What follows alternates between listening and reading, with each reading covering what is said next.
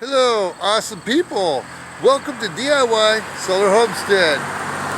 So, I've been looking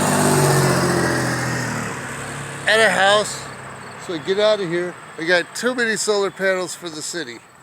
So, it's pending right now. I got almost enough saved up for deposit, or down payment and closing cost, probably by this next payday. But so, yeah, I found out Saturday it was pending a week ago, so we'll see what happens. But I unboxed the solar panels. So I added two. I covered up the old ones. The little ones over there are gone. I put them in over by the garage. So now we got big blues everywhere. So these aren't connected yet. I think it'll be real simple. I got a charge controller for Harbor Freight sitting on the desk, and then I could plug that in. But that would be really awesome. So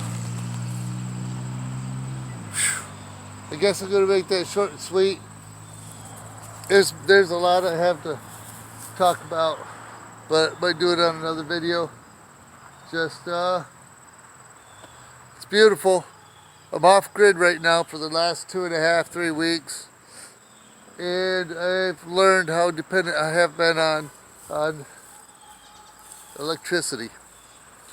So the batteries will get down to the 24 volt will probably get down to 24.1 by morning, which is low. I charged the lawnmower battery this morning since we got all day sunlight. Tomorrow's all rain.